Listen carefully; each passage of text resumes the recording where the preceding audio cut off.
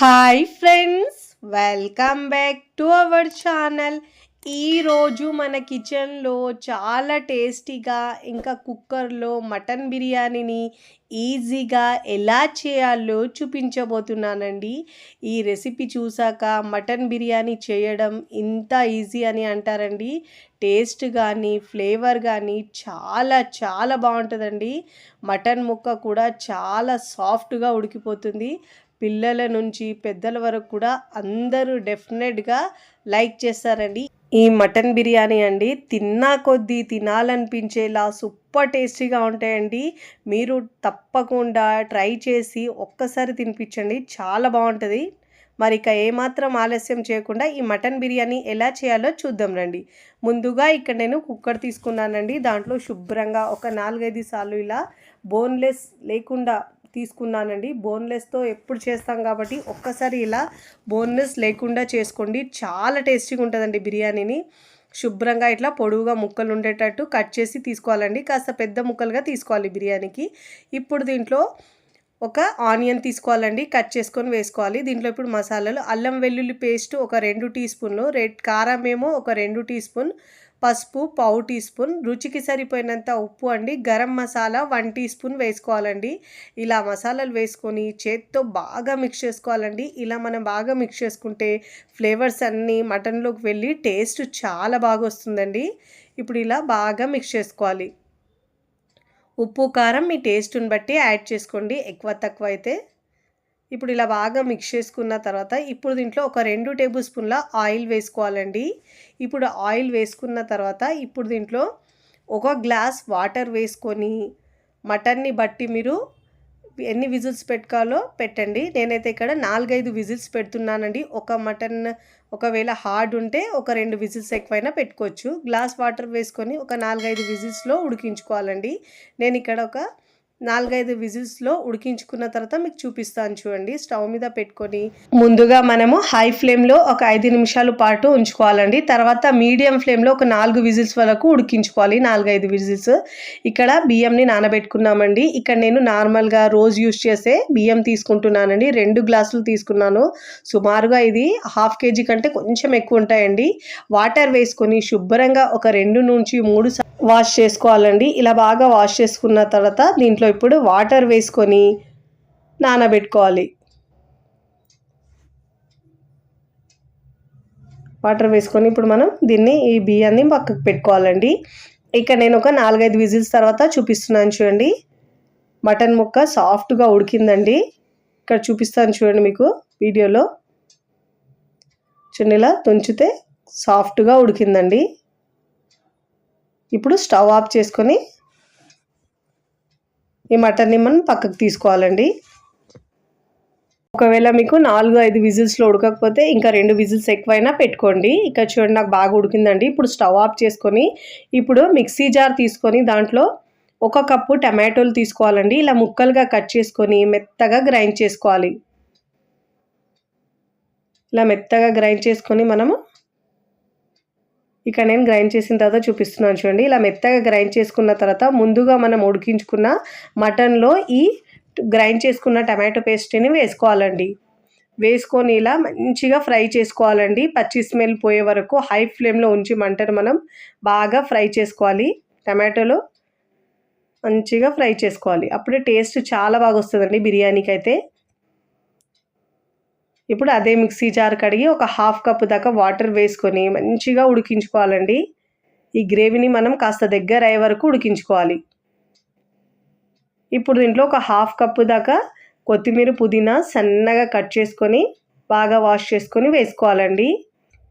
ఇలా వేసుకున్న తర్వాత బాగా మిక్స్ చేసుకోవాలి. ఫస్ట్ టైం నా ఛానల్ చూస్తున్న వాళ్ళు ప్లీజ్ నా ఛానల్ని సబ్స్క్రైబ్ చేసుకోండి, లైక్ చేయండి, పక్కనున్న బెల్ ఐకాన్ని ప్రెస్ చేయండి. ఇలా ప్రెస్ చేయడం వల్ల నేను పెట్టే వీడియో నోటిఫికేషన్ ముందుగా మీ హోమ్ పేజ్కి వస్తాయండి. ఒక 2 నిమ్మకాయలు పిండి వేసుకున్నానండి. ఇప్పుడు దీంట్లో 1 కప్పు బాగా బీట్ చేసుకున్న పెరుగు వేసుకోవాలండి. స్టవ్ని సిమ్లో ఉంచి పెరుగు వేసుకోవాలండి. ఇలా పెరుగు వేసుకున్న తర్వాత బాగా మిక్స్ చేసుకోవాలి. ఇలా వేసుకొని బాగా మిక్స్ చేసుకోవాలి. ఈ గ్రేవీ మొత్తం మనకు కాస్త దగ్గర వచ్చే వరకు ఉడికించుకోవాలండి. ఇలా అన్నీ వేసుకొని ఎంత బాగా మిక్స్ చేసుకుంటూ మనం ఉడికించుకుంటే అంత ఫ్లేవర్గా టేస్టీగా వస్తుందండి. ఒకసారి ఉప్పు కారం చెక్ చేసుకోండి. నాకు ఇక్కడ అన్నీ కరెక్ట్గా సరిపోయినాయండి. మీకు ఒకవేళ ఉప్పు తక్కువ ఉంటే యాడ్ చేసుకోండి ఈ టైంలో. ఇప్పుడు ఇలా బాగా మిక్స్ చేసుకొని మనం ఈ కుక్కర్ని వేరొక స్టవ్ మీద పెట్టుకొని దగ్గరకు ఉడికించుకుందామండి. నేను ఇక్కడ మరొక కుక్కర్ తీసుకున్నానండి. తీసుకొని దీంట్లో ఒక 5-6 టేబుల్ స్పూన్ల ఆయిల్ వేసుకోవాలండి. బిర్యానీ అంటే కాస్త ఆయిల్ ఎక్కువనే పడుతుందండి. ఆయిల్ బాగా వేడి అయిన తర్వాత ఇప్పుడు దీంట్లో ఒక ఆనియన్ కట్ చేసి వేసుకోవాలండి చిన్న ముక్కలుగా. ఇప్పుడు దీంట్లో బాగా ఫ్రై చేసుకోవాలండి ఆనియన్ని మనము. హై ఫ్లేమ్లో ఉంచి మంచిగా ఫ్రై చేసుకోవాలి. బిర్యానీ ఆకు ఒకటి తుంచి వేసుకోవాలండి. బిర్యానీ స్పైసెస్ వేసుకోవాలి. లవంగాలు, ఇలాచి, దాల్చిన చెక్క, షాజీరా అవన్నీ వేసుకొని బాగా ఫ్రై చేసుకోవాలండి. ఇలా ఆయిల్లో వేసుకొని మనం ఫ్రై చేసుకుంటే ఫ్లేవర్ చాలా బాగా వస్తుందండి బిర్యానీకి. ఇప్పుడు దీంట్లో అల్లం వెల్లుల్లి పేస్ట్ ఒక 1 టేబుల్ స్పూన్ దాకా వేసుకోవాలండి. వేసుకొని ఇలా పచ్చి స్మెల్ పోయే వరకు ఫ్రై చేసుకోవాలి. ఇప్పుడు ఇలా బాగా ఫ్రై చేసుకోవాలండి. ఇప్పుడు ఇలా బాగా ఫ్రై చేసుకున్న తర్వాత ఇక్కడ నేను 1/2 కప్పు కొత్తిమీర, పుదీనా శుభ్రంగా వాష్ చేసుకొని కట్ చేసుకొని వేసుకోవాలండి. మొత్తం 1 కప్పు పడుతుందండి. ముందుగా మనము 1/2 కప్పు వేసుకున్నాం మటన్లో, ఇప్పుడు ఇక్కడ 1/2 కప్పు వేసుకోవాలి. ఇలా పుదీనా, కొత్తిమీర వేసుకోవడం వల్ల ఫ్లేవర్ చాలా బాగొస్తుంది. మనం ఎంత వేసుకుంటే బిర్యానీకి అంత టేస్ట్ వస్తుంది. ఇప్పుడు ఇలా బాగా ఫ్రై చేసుకున్న తర్వాత ఇప్పుడు దీంట్లో మనం 2 గ్లాసుల బియ్యం తీసుకున్నాం కాబట్టి 3 గ్లాసుల వాటర్ యాడ్ చేసుకోవాలండి. 3-3.5 గ్లాస్ వరకు వేసుకోవచ్చండి. వేడి మీద తింటే టేస్ట్ అయితే చాలా చాలా బాగుంటుందండి. ఒక్కసారి రుచి చూస్తే మళ్ళీ మళ్ళీ కావాలంటారండి. అంత టేస్టీగా ఉంటుందండి. ఇప్పుడు దీంట్లో రుచికి సరిపోయినంత ఉప్పు వేసుకోవాలండి.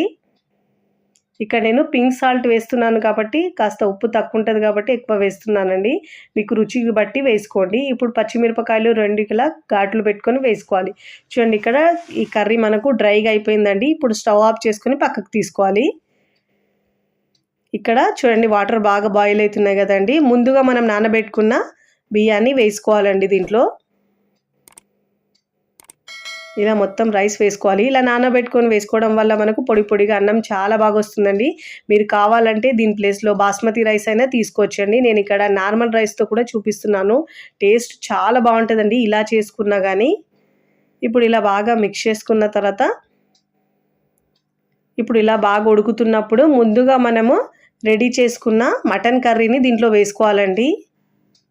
ఇలా మొత్తం మటన్ కర్రీని వేసుకొని ఇలా బాగా మిక్స్ చేసుకోవాలి. హై ఫ్లేమ్లో మంట ఉంచి ఇలా బాగా మిక్స్ చేసుకొని మూత పెట్టేసి ఒక 2 విజిల్స్ ఉంచుకుంటే సరిపోతుందండి. 2 విజిల్స్లో మనకు అన్నం ఉడికిపోతుందండి.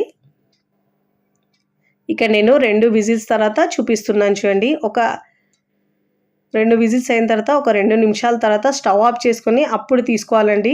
మీరు అదే వేడి మీద తీస్తే కొంచెం అన్నం మనకు పొడి పొడిగా అనిపించదండి. ఇక్కడ నేను సర్వింగ్ ప్లేట్లో సర్వ్ చేసుకున్న తర్వాత చూపిస్తున్నానండి. చూస్తుంటేనే ఎప్పుడెప్పుడు తినాలనిపించేలా చాలా టేస్టీగా ఉంటుందండి. న్యూ ఇయర్కి లేదంటే స్పెషల్ ఒకేషనల్లో లేదంటే సండే స్పెషల్గా ఇలా సింపుల్గా చేసుకోండి. చాలా టేస్టీగా ఉంటుందండి. ట్రై చేసి ఎలా కుదిరిందో కామెంట్ ద్వారా తెలియచేయండి. ఒట్టిగా తిన్నా కూడా చాలా టేస్టీగా ఉంటుందండి. రాయితతో తింటే ఆనియన్ పెట్టుకొని సూపర్గా ఉంటుందండి. వేడి మీద తినండి, చాలా బాగుంటుంది. వీడియో నచ్చితే లైక్ చేయండి, ఫ్రెండ్స్ ఫ్యామిలీకి షేర్ చేయండి. మరికొన్ని టేస్టీ సింపుల్ క్విక్ రెసిపీస్ కోసం టీ కిచెన్ని సబ్స్క్రైబ్ చేసుకోండి. Thanks for watching.